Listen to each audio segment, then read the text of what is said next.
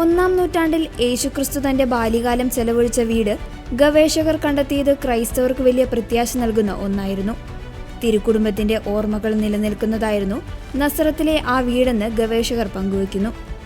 Reading യൂണിവേഴ്സിറ്റിയിലെ professor കെൻഡാർക്കാണ് 14 വർഷത്തെ നീണ്ട പഠനത്തിനൊടുവിൽ ഇസ്രായേലിലെ നസറത്തിലുള്ള ഒരു കന്യാസ്ത്രീ മഠത്തിന് താഴെ ആ വീട് കണ്ടെത്തിയത്.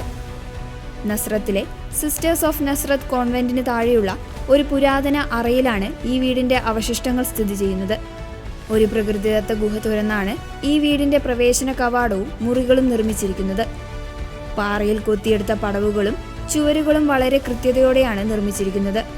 കല്ല് കൈകാര്യം ചെയ്യുന്നതിൽ അതീവ വൈദഗ്ധ്യമുള്ള ഒരാൾക്ക് മാത്രമേ ഇത്തരത്തിൽ നിർമ്മാണം നടത്താൻ കഴിയൂ. ബൈബിളിൽ വിശുദ്ധ യൗസേപിതാവിനെ വിശേഷിപ്പിക്കാൻ ഉപയോഗിക്കുന്ന ടെക്ടൺ എന്ന വാക്കിന് അടിവരയിടുന്നതാണ് ഈ കണ്ടെത്തലെന്ന് പ്രൊഫസർ ഡാർക്ക് പറയുന്നു. 1-ാം നൂറ്റാണ്ടിലെ ഈ വീടിന് ഒരു മുറ്റം, ലിവിംഗ് റൂമുകൾ, സംഭരണശാലകൾ, മുകൾ നിരയിൽ ഒരു ടെറസ് എന്നിവയുണ്ടായിരുന്നു. കുമ്മായക്കല്ലിൽ നിർമ്മിച്ച പാത്രങ്ങളുടെ അവശിഷ്ടങ്ങളും ഇവിടെ കണ്ടെത്തിയിട്ടുണ്ട്. ഈ സ്ഥലം യേശുവിന്റെ വീടാണെന്ന വാദം 1880കളിൽ തന്നെ ഉയർന്നിരുന്നുവെങ്കിലും 1930കളിൽ പുരാവസ്തു ഗവേഷകർ ഇത് തള്ളിക്കളഞ്ഞിരുന്നു. പിന്നീട് 2006ലാണ് പ്രൊഫസർ ഡാർക്കിന്റെ നേതൃത്വത്തിൽ പുനഃപരിശോധന ആരംഭിക്കുന്നത്. ബൈസന്റൈൻ കാലഘട്ടത്തിൽ ഈ വീടിന് മുകളിലായി ഒരു പള്ളി പണിതിരുന്നു. 7-ാം നൂറ്റാണ്ടിലെ തീർത്ഥാടകരുടെ വിവരണങ്ങളിൽ യേശുവിനെ ദേവാലയത്തിൽ കാഴ്ചവെച്ച ചർച്ച് ഓഫ് ന്യൂട്രീഷൻ ഇതാണെന്ന് ഗവേഷകർ വിശ്വസിക്കുന്നു.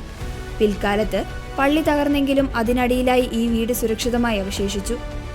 യേശുവിന്റെ വീട് കണ്ടെത്തുക എന്ന ലക്ഷ്യത്തോടെയല്ല ഞാൻ നസ്രത്തിൽ പോയത്.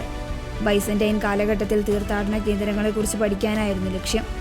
എന്നാൽ ഈ കണ്ടെത്തൽ എന്നെ ശരിക്കും അത്ഭുതപ്പെടുത്തിയെന്ന് പ്രൊഫസർ ഡാർക്ക് പറഞ്ഞു.